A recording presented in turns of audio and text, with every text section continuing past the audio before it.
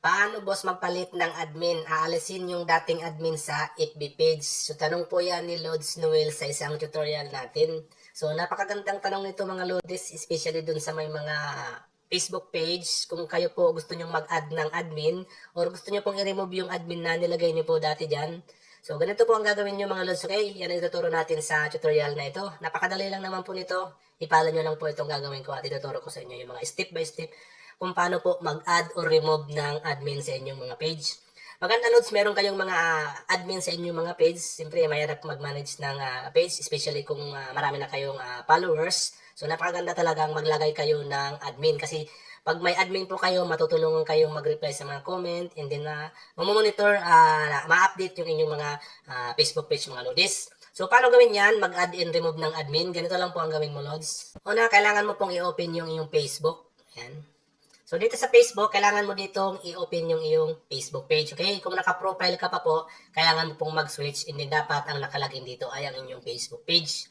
Ngayon, pagdating dito sa nakalagin na yung Facebook page, ang gagawin mo po, pumunta ka dito sa iyong professional mode or professional dashboard. Katulad po niyan, ayan. So, kung wala po sa inyo ganyan, pumunta kayo dito sa tatlong slash. And then, hanapin nyo po dito, ayan, professional dashboard. Ayan po, click mo po yan. Ngayon, pagdating mo dito sa professional dashboard mo, scroll up mo lang, hanapin mo po ito dito sa tools, yung page access. Yan po. Dito sa page access, makikita mo po dito yung mga may access sa iyong page. Katulad po niyan, kung mapapansin nyo po, yung original, ito pong account na ginagamit ko, ang may access dito, original na may access, may-ari ng page na to, itong si Barbie. Binigyan ko ng access itong si Tinay. So, makikita nyo, dalawa na po. Admin ko po yan si Tinay. Okay? So, dito, para tanggalin si Tinay, and then mag-add ng bago, ang gawin mo po, Lods, una, siyempre tatanggalin muna natin yung lumang admin. Katulad po niyan, yan. Click nyo po yung tatlong dot na yan. Kung marami kayong admin dyan na nilagay, piliin nyo lang po kung ano yung gusto nyo o gusto nyo tanggalin lahat. So, basta kung magtira kayo ng isa dyan. Dito po, click mo yung tatlong dot na yan, ayan.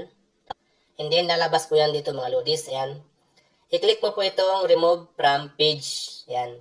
And then, lalabas po ito mga Lods, ilalagay nyo po dito, i-enter nyo yung password ng inyong Facebook. Okay? And then, pag nalagay nyo na po, i-click nyo na po itong confirm. Minsan nag-i-error to, yung kahit ilagay nyo na yung tamang password. Minsan nakalagay dyan ay entered wrong password. So, okay lang yun. Minsan i-ignore nyo yun. Antay lang kayo ng counting second and nagre-refresh yan. So, i-click nyo po itong confirm. Pag once na nilagay nyo na yung password dyan.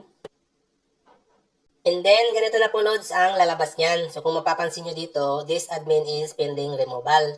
So, pag mayroon pong ganyan mga Lods, mag-notification po yan doon sa account na to. Ayan, sa Facebook na yan, admin yung na-remove.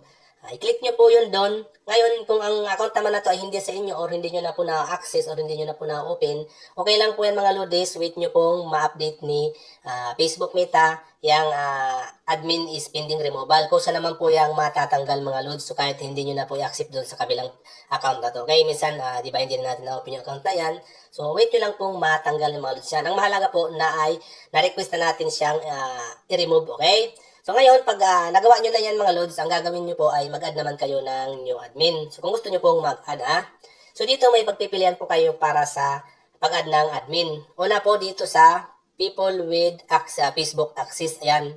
Ito po ay para doon sa mga full control. Kung gusto nyo pong maglagay ng admin na full control. So pero mag-ingat po kayo dito sa paglagay nito. Ang ilalagay nyo po dito, yung sigurado pong trusted nyo. Kasi po, pwede po kayong tanggalin dito as admin. Kahit kayo po ang may-ari, pag nilagay nyo po dito yung admin na hindi nyo po kilala or kung sino-sino lang po na wala po kayong hindi nyo pa kilala, pwede po kayong tanggalan ng karapatan sa page na to. Okay? Pwede kayong i-remove as admin kahit kayo pa ang nagawa ng page na to. So, kung account nyo naman po or gusto nyo maglagay ng another account na kakilala nyo po or sa inyong account po, i-click nyo po yung add new account. Yan po. So, kung mapapansin nyo po dito, ito po yung mga benefits ng page access name. So, dito po, any action you take as this page, including when you check your into location, visible po yan to anyone who manages ng page mo po, okay? And then dito, anyone else with Facebook access will share the page experience including newsfeed and notification for this page. Lahat po ng mga notification, lahat po ng mga pumapasok sa page nyo, ipapasok din po yan Lods at pwede rin pong makita ng ilalagay mong admin dito. So, pwede nyo pong mag-learn more kayo para mas matutunan nyo pa po. So, kung okay na po, i-click nyo po itong next. And then dito, ilalagay nyo na po dito, search nyo dito, search by name or email. Ilalagay po natin dito si Bartin. So, halimbawa po yan.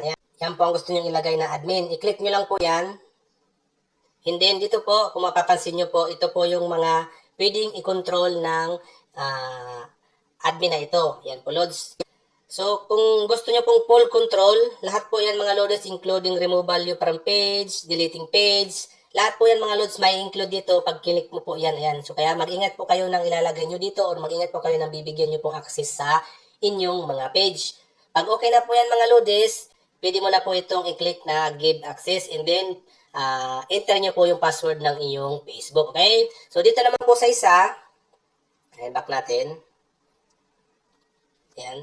So, dito naman po, people with task access. Ito po yung mga bibigyan nyo lang po ng access ito para sa mga task, mga Lodes. Notification din, pero ito, limited lang po ito. Hindi ka nito, halimbawa, pwede lang ito mag-reply ng comment, mag-reply ng mga notification, mag-message, or kung ano man pong iba pong notification pa na pwede po niya pang gawin. I-click nyo lang po itong add new, ayan.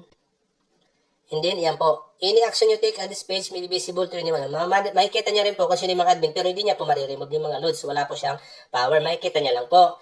So, people with task can't switch. Yan. So, dito po hindi makaka-switch siya mga loads. Dito tulad ng yung full control, pwede niya pong ma-switch yung iyong account at pamamagitan ng kanyang account. So, dito, ma-open niya lang po ang page na to sa pamamagitan ng paggamit ng Meta Business Suite or Creator Studio or iba pong tools pa ng Facebook Meta. Okay? So, pwede nyo po i-click yung view tools and learn more. Pag okay na po, naintindihan nyo na, i-click nyo itong next. So, i-enter nyo dito, i-search nyo dito yung email or name. Mas maganda po email, mas madali. Pero pwede naman po name. Halimbawa po yan, yung ilalagay nyo na admin, yung admin. And then dito po, may mga kailangan po kayo ditong i-turn on. So, dito, ano ba ibibigay mo sa kanya mga loads na task or yung responsibilidad niya bilang isang admin. Halimbawa, insight, i-monitor niya yung insight. Magkikreate siya ng ads. Content, delete post, stories, or more on page, yan mga content, community activities, yan, message and call, yung mga pwede siya mag-message, pwede siya mag-call, tawag, yan po yung mga loads, yan, response comment.